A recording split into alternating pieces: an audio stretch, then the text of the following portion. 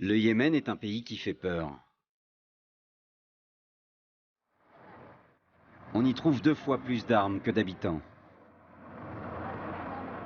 L'ombre d'Al-Qaïda plane un peu partout.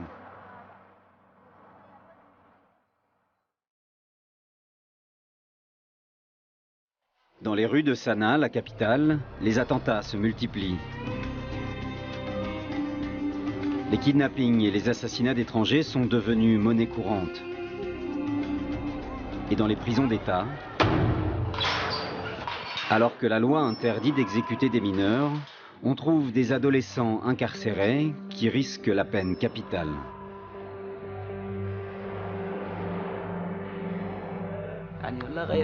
C'est très probable. Je risque d'être condamné à mort.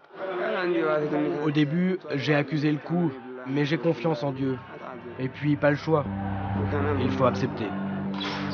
Il s'appelle Ahmad, Etam, Abdelrahman, Saïf ou Nadim.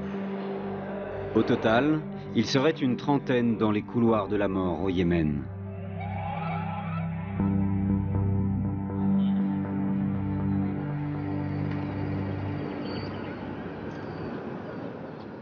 Taez, à 300 km au sud de la capitale, à la prison d'État.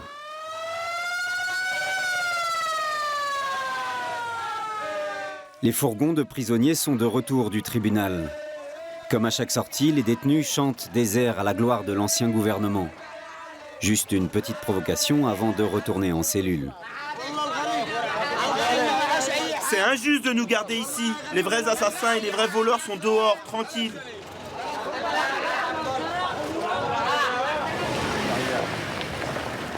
Rafed Ibrahim est en visite. Cet avocat n'est pas un homme de loi tout à fait comme les autres. Il connaît tout le monde ici.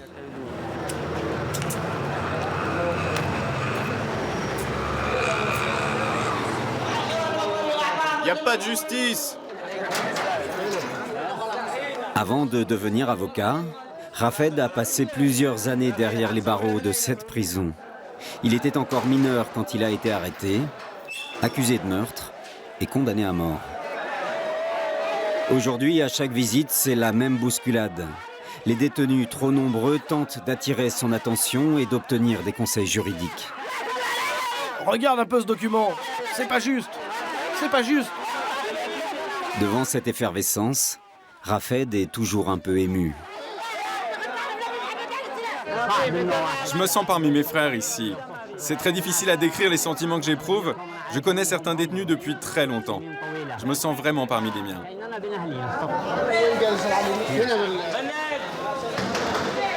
Ce matin, l'avocat doit s'entretenir avec un adolescent, Abderrahman, tout seul dans son coin.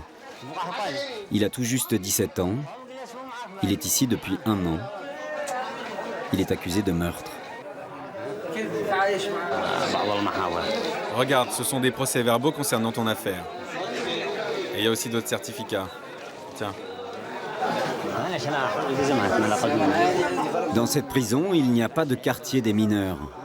En guise de cellule, il doit se contenter de ce bout de couloir. Aucun moyen de s'isoler. Jour et nuit, Abderrahman est à la merci des prisonniers plus âgés. Je reste ici dans mon coin toute la journée. Je ne sors que pour aller aux toilettes. Les autres détenus s'en prennent à moi régulièrement. Je vis dans la peur dans cette prison, alors que je suis innocent.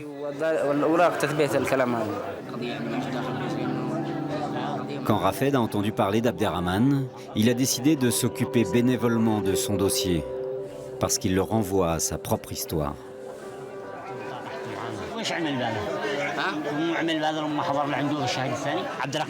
Abderrahman possède un acte de naissance qui prouve qu'il était mineur. Normalement, c'est imparable, la loi le protège. Mais la réalité qu'on ne veut pas voir, c'est qu'au Yémen, il y a des mineurs détenus et condamnés à mort.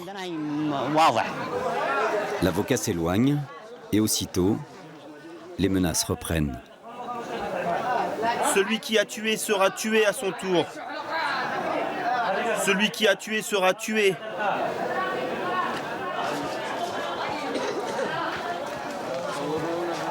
Avant de repartir, Rafed fait un détour dans un endroit qu'il connaît bien, où il a débarqué alors qu'il n'avait que 16 ans. Salut toi, comment tu vas? Ça fait plaisir. Ça, c'est le lit où j'ai passé 7 ans et demi de ma vie, de 2000 jusqu'à 2007. J'avais même installé un rideau là, pour avoir un peu plus d'intimité. Ici, c'était donc mon lit, et là, c'est quelqu'un qui a été libéré. En fait, ce lit, c'est un lit porte-bonheur.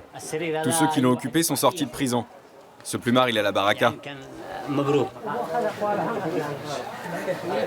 Entre ces murs, Rafed a vu la mort de près. Il a été sauvé in extremis grâce à la pression des organisations internationales. Une grâce présidentielle est tombée quelques heures avant son exécution. Dans la cour, le bourreau se préparait déjà. Depuis sa fenêtre, Rafed pouvait même l'apercevoir. Je me souviens de chaque détail, surtout de son arme. Je voyais son chargeur et les balles. Ils étaient rouillés. Le type était maigre, il avait un turban et du khat, de la drogue, plein la bouche. Il faisait les 100 pas en rond, lentement. C'était horrible. Je voyais la mort devant moi. J'imaginais l'instant où la balle allait entrer dans mon cœur et ressortir de l'autre côté. Ça me tordait l'estomac. J'avais des frissons dans tout le corps. J'essayais de me calmer, de plus y penser, mais rien n'y faisait.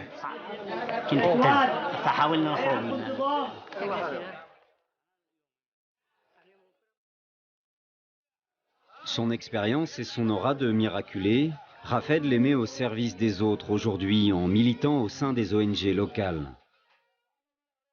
Il est même devenu l'une des figures de proue de ce combat pour les personnes condamnées à mort, alors qu'elles étaient mineures au moment des crimes dont on les accuse.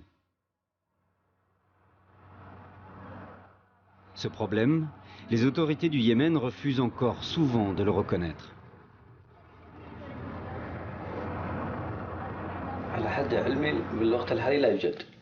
À ma connaissance, ce genre de cas n'existe pas. Il n'y a pas de mineurs légalement condamnés. Dans le passé, des condamnations à mort ont été prononcées à l'encontre de personnes prétendument mineures. Je suis absolument certain que les juges ont rendu leur verdict en estimant que ces personnes étaient majeures. Ils n'ont pas condamné des mineurs. Les juges sont obligés de suivre la loi à la lettre. Les lois ici n'autorisent pas ce genre de condamnation. Selon un rapport de Human Rights Watch, 15 jeunes, hommes et femmes, mineurs au moment des faits qui leur étaient reprochés, ont été exécutés ces 5 dernières années. À Sanaa, la porte-parole de l'ONG se déplace toujours voilée, sécurité oblige. Pour elle, les condamnations à mort de mineurs ne font aucun doute. Nous avons eu le cas de cette jeune fille qui s'appelait Hind. Elle était détenue à la prison de Sanaa. Elle a commis un meurtre alors qu'elle était encore adolescente.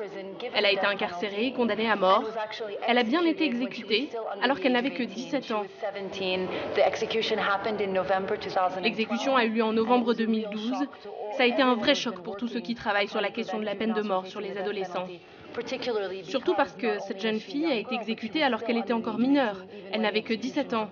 C'était clairement une violation du droit international. Malheureusement, ce que nous constatons, c'est que les autorités refusent de voir ce problème de la peine de mort contre les adolescents, surtout du côté des ministères de la Justice et du côté du bureau du procureur général. Ils nous ont dit à maintes reprises que ce genre de cas n'existe pas, malgré toutes les preuves que nous et les autres associations leur avons présentées. Les victimes de cette justice sont souvent parmi les populations les plus pauvres. Dans un quartier populaire de la banlieue de Sanaa, Fatima s'apprête à rendre visite à son fils. Je suis en train de faire à manger pour mon grand garçon qui est en prison.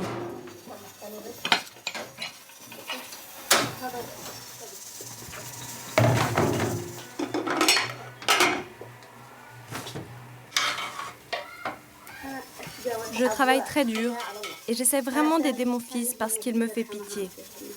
Ça me brise le cœur de le voir comme ça. Je fais tout ce que je peux, mais je suis seule à m'occuper des enfants. Leur père est mort. Je fais des ménages pour essayer de nourrir tout le monde. Eitam, le fils de Fatima, est accusé d'avoir tué un autre jeune garçon lors d'une altercation sur un marché il y a 1 an et demi.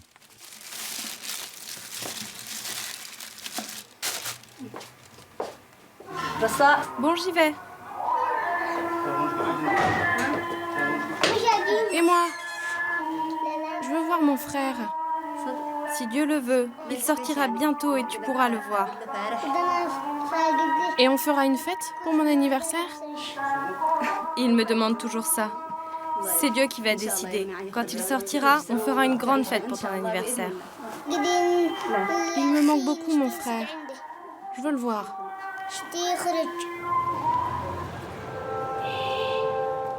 À la prison centrale de Sanaa, juste en face de la section de haute sécurité où sont détenus les membres d'Al-Qaïda, se trouve le quartier des mineurs. Fatima vient 3 fois par semaine.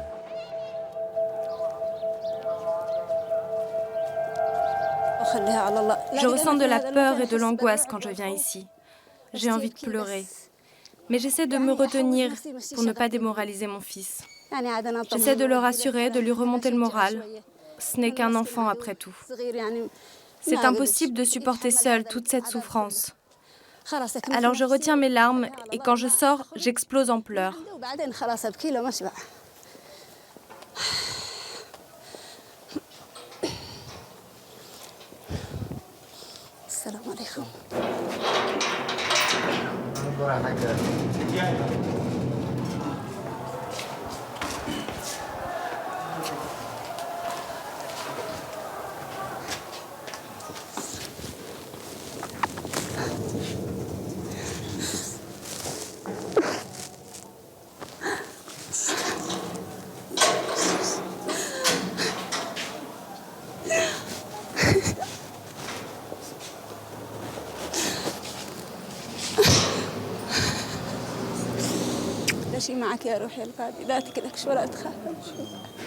Les proches de la victime d'Eitam, une grande famille yéménite, réclament la peine de mort. Le procureur semble vouloir suivre leur demande. Eitam et Fatima craignent le pire. Ils évitent d'en parler.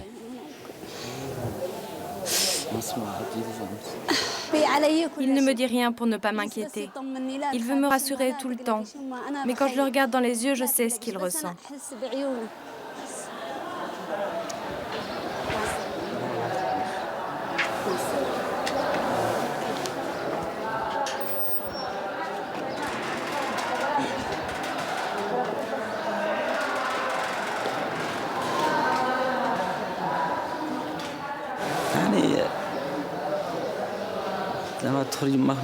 Quand ma mère s'en va, ça me fait de la peine.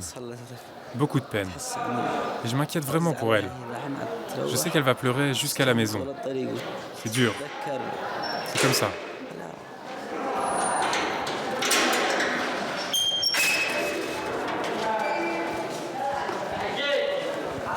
La prison a ouvert un quartier pour mineurs fin 2013.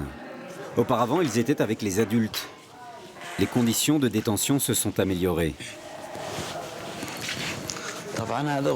Voilà notre cellule.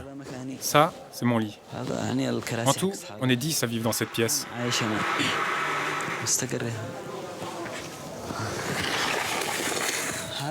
Ça, c'est du riz pour ceux qui jeûnent jusqu'au soir. Là, c'est mon sac. Il y a toutes mes affaires dedans.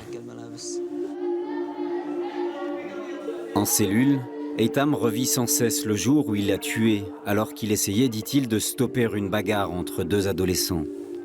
Selon lui, à l'époque, il avait 16 ans. C'était il y a 1 an et demi.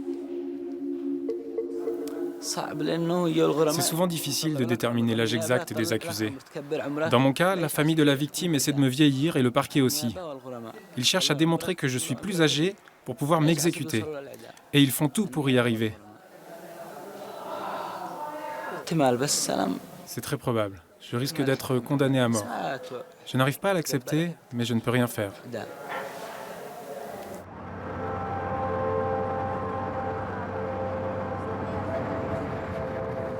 Maître Sinan Ali Fakhreddin, avocat au barreau de Sanaa, est chargé de la défense d'Eitam. Il se rend chez la mère de son client. Pour lui, certains éléments du dossier montrent qu'il s'agit d'un cas de légitime défense. Mais sa stratégie est avant tout de faire reconnaître qu'Eitam avait bien 16 ans au moment des faits. J'ai fait des photocopies de ses dossiers de scolarité et de ses certificats de bonne conduite en prison. Le plus difficile dans les affaires impliquant des mineurs est de prouver leur âge, car les registres d'état civil sont imprécis. Au Yémen, personne n'est tenu de déclarer son enfant à la naissance. En fait, la famille de la victime se base sur un acte de naissance de l'état civil. C'est moi-même qui l'ai rempli ce document pour pouvoir l'inscrire à l'école. Il m'a été demandé par la direction de l'établissement alors qu'il était déjà en 6e. Moi, je n'ai pas donné son âge exact, j'ai inventé une date au hasard. Je l'ai vieilli d'à peu près 1 an. Je ne me rendais pas compte des conséquences. Un médecin légiste a fait des examens pour déterminer l'âge exact d'Eitam. Ses conclusions attestent qu'il est bien mineur. Aujourd'hui, nous avons donc sous la main un certificat médical émis par les autorités officielles, un médecin légiste qui confirme son âge. Ce document est certifié par le procureur, ce qui lui confère un statut de document officiel valide. Certificat de médecin légiste contre fiche d'état civil. Les documents officiels se contredisent. Résultat, le fils de Fatima est bien en danger de mort aujourd'hui.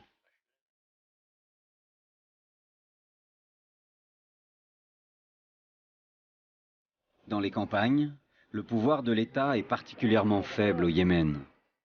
C'est le plus souvent le règne des clans. Dans ces zones tribales, un simple différend pour un lopin de terre peut se terminer dans le sang. Les familles se font souvent justice elles-mêmes à coups de kalachnikov. Mineur ou pas, le sang appelle le sang.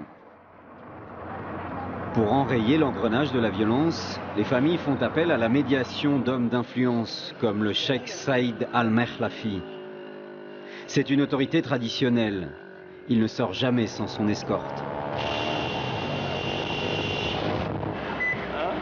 Ils viennent de tout le pays pour demander ces arbitrages. Ce groupe de femmes l'attend devant chez lui depuis des heures pour une affaire de coups de poignard. Je m'en remets à vous pour régler ce problème. Et je jure devant Dieu que je dis la vérité. Je dis toute la vérité. Un type voulait se rincer l'œil en regardant les femmes par la fenêtre. Son fils est sorti et il l'a poignardé. Est-ce qu'il a des témoins, ton fils? Oui, oui, il y a des témoins. Tout le quartier est témoin. Les femmes sont reçues à l'extérieur. Les hommes, eux, ont l'honneur du mafraj, une sorte de salle d'audience. C'est là que le cheikh rend la justice. Bon, toi, tu n'étais pas là. Nous avons décidé de régler ce problème selon les règles coutumières, pour éviter les pertes de temps et que ça traîne. On pourrait croire que ce genre de justice traditionnelle est encore plus impitoyable et sanglante que celle de l'État. Selon ce cheikh, il n'en est rien. Les condamnations à mort ne concernent que les tribunaux d'État. Nous, quoi qu'il arrive, adultes ou mineurs, on trouve toujours un arrangement avec l'accord de toutes les parties. Il n'y a pas d'autre issue. On cherche la conciliation, c'est tout. Depuis le printemps arabe en 2011, les autorités yéménites affichent une volonté de changement. Un nouveau gouvernement est en place avec un projet de transition démocratique. Une réforme du système judiciaire est en cours. Le quartier des mineurs de la prison de Sanaa en est une des vitrines. Mais qu'est-ce qu'ils font là-bas? Vous rentrez là, c'est plus l'heure des visites. Le général Al-Hakim est à la tête de l'administration pénitentiaire. Il est en visite pour mettre en avant les progrès réalisés ces derniers mois. Et ils sont visibles. Il y a désormais une salle de télévision, une bibliothèque. Ça va les jeunes? Les révisions se passent bien? Vous avez tout ce qu'il vous faut? Et au fond du couloir, il y a même une salle de billard. La pression des rapports des ONG locales et internationales commence à porter ses fruits. Nous faisons de notre mieux pour que la peine de mort ne soit pas prononcée contre les gens qui ont moins de 18 ans. Les tribunaux sont assez coopératifs, ils ont déjà annulé quelques peines. Il y a eu 2 cas, l'un à la capitale, l'autre en province. On a réussi à faire lever les sentences juste avant l'exécution. Mais malgré les réformes, malgré les bonnes intentions, il reste une trentaine de cas litigieux. Avec l'Arabie Saoudite, l'Iran et le Soudan, le Yémen fait partie des 4 derniers pays du monde qui ont récemment exécuté des mineurs.